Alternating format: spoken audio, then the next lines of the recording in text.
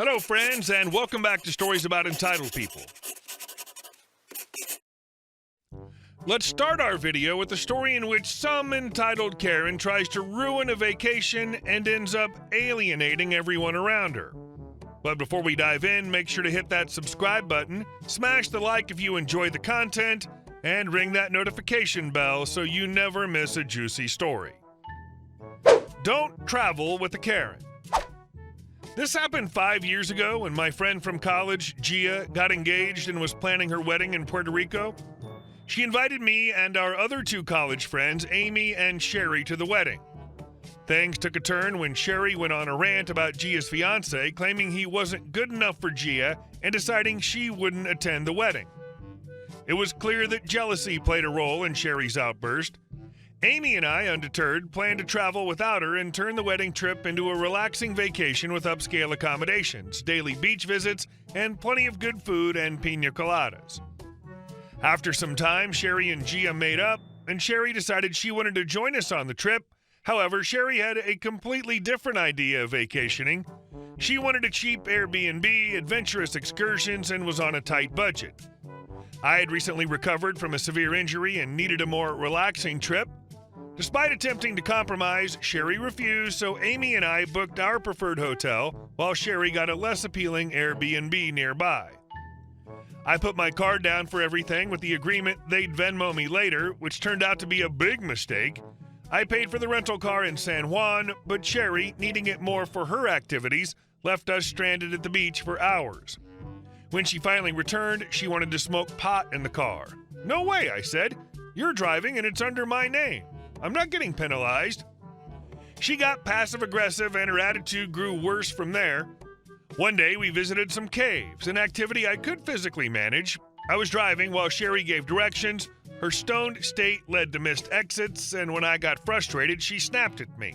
"You're doing this on purpose, aren't you? God, you're so stupid," she yelled. Seeing red, I retorted, "Shut up or give proper directions." "You can't talk to me like that," she exclaimed. "Well, now you know how it feels," I shot back.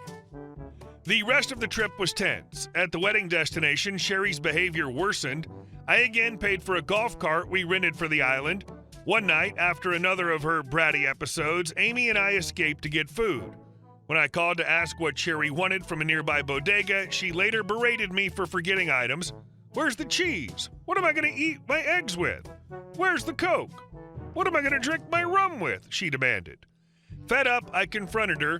"What did I do to deserve this attitude?" I asked. Playing dumb, she replied, "I don't know what you're talking about."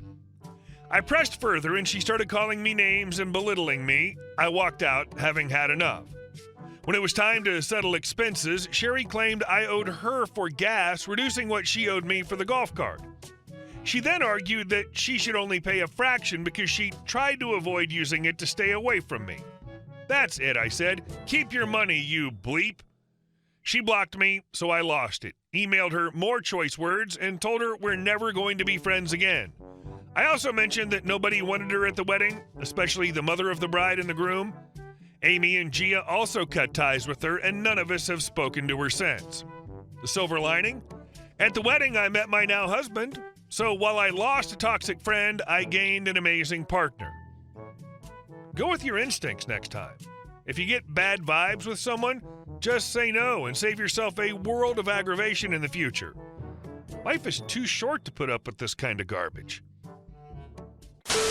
And our second story. Call her back for that? Okay. For a while, I worked customer service for a major life insurance company. I had a customer call in that had just received her check for payment on the policy she had on someone. Her husband, I think, but that's not important to this story. She called because the policy was for $100,000 and her check was something like $99,850, and she wanted to know why. However, she was one of those people that would ask a question, interrupt you while you were answering, and either ask it again in a different way or go off on some tangent. She wasn't a particularly polite person, and I don't think it was merely because of someone's recent death. It had been a few months, and it didn't have a bereavement feel at all, just a rude person vibe.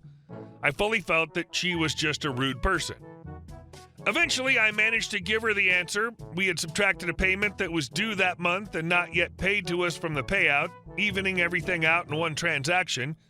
She didn't really have a problem with that answer, but she was argumentative the entire call in general and complaining how much of a pain it is to have to call in with all these questions, which were all but one irrelevant questions that she brought up when she wouldn't let me answer.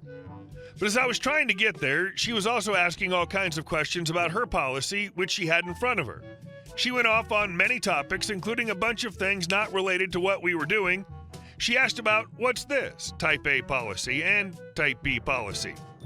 Well, those were about options you could get on the policy when you first took it out, but she didn't get either one, so they were completely irrelevant to that. But I gave her quick answers as to what they were, even though they didn't apply to her. This call took a solid hour to give a 3-minute answer, and she was rude and angry the whole way through. I was very happy when it was over. However, 2 days later, my manager told me that he had reviewed the call for random quality control purposes, a real thing, and he noticed that when she asked about irrelevant policy options she didn't have A and irrelevant policy options she didn't have B, I gave the answers backwards, explained B for A and A for B. He wanted me to call her back and give her the right answers. This was utterly pointless, as she already had her policy completed and closed. She wasn't looking to get a new one. This could not have affected her payout, anything whatsoever, but he was convinced we'd somehow get sued or such if I didn't. Now, I knew that I could just email my manager a half hour later, say I did it, and she was happy to hear from me. I knew he wouldn't follow up because he constantly gave us stupid things to do and never followed up. But this woman was a handful, and I also knew she wouldn't want me to call. So I did as told and called her. I told her why I was calling, and she snapped on me. Why would I possibly call her back about things that don't matter? I'm taking up her valuable time after she's already been paid? She doesn't deal with our company anymore, and here I am calling her unsolicited? You get the idea. I told her that my manager wanted me to make sure she had all the details correct because I made a mistake, and as hoped, she demanded to speak to my manager. She yelled at him for about 94 minutes by my clock about wasting her time. I'd like to be able to say that he learned a lesson and stopped giving us stupid tasks. He didn't, but for an hour and a half, he had a really rude woman scream at him over this one. I'd like to reiterate here that at no point did I feel that the woman was deep in her grieving process. I really wouldn't have wanted to add on to her troubles if she was. This was a solid 6 months after that person had died, which of course I know may be a lot for some and not much for others. And every other vibe I got was of a rude person, not a grieving one. For the purposes of this story, can we accept this to be true? I don't want to go off on a talk about angering someone upset about death. Calling someone after a death is part of working in life insurance. I'd like to think I was as polite to her as I could be during the entire process. Good for you. Sounds like both your boss and this woman have too much time on their hands. And our last story. HOA Karen. Crazy Pants, CP, was my incredibly nosy and entitled neighbor with 2 adult children who were spoiled and greedy. This woman seriously believed she was in charge of everyone on my street. A little background here. Years ago, I moved back home to help my mom look after my dad as she was struggling. My dad has multiple conditions, angina, diabetes, and arthritis amongst them. Then sadly, my mom passed away, so Dad was completely on his own. My dad could fill a subreddit all his own with stories as he has a foul mouth and is known for being a complete B-turd to people who annoy him. You'll see this later, but he can't get around like he used to and relies on me to keep him out of trouble and keep things ticking. Thankfully, because my job's from home, I can look after him. Now, sometimes the people I work for are based in other countries, so when I talk to them online, it can be late at night or early in the morning because of time difference. CP's children do not live with her. The daughter does not work while the son owns some sort of property near us and rents it out. They are very well off, having both married into money. Meanwhile, I don't get a lot of free time because I work, I'm a carer for the grumpiest yet somehow lovable git on the planet, and I have my own chronic illness on top.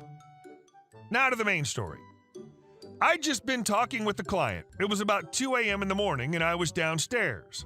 The living room light, of course, was on because I'm not an owl.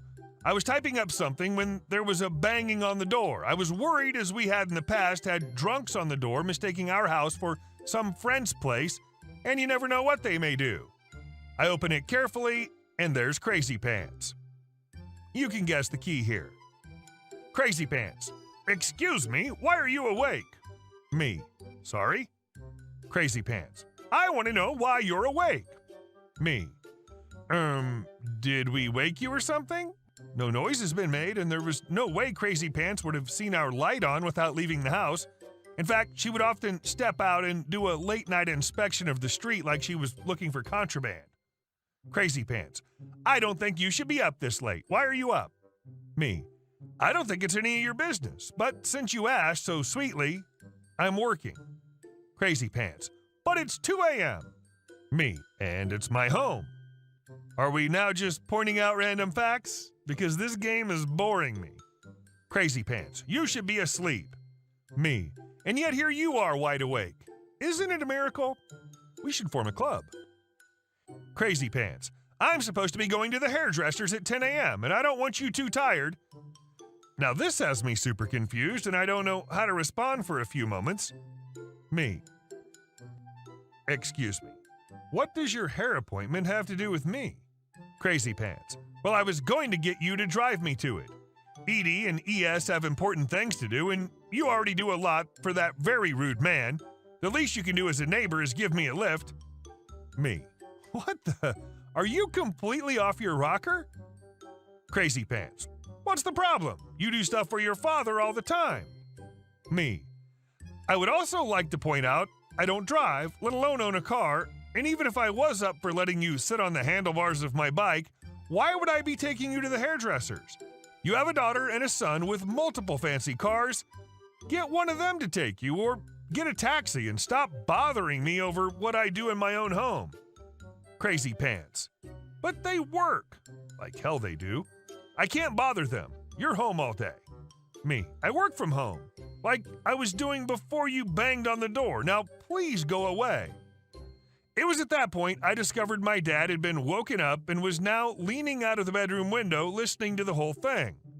Dad. Crazy Pants, why don't you mind your own effing business and pee off? Crazy Pants scurries away upon the sight of Grumpy Dad's man nipples, and I go back inside.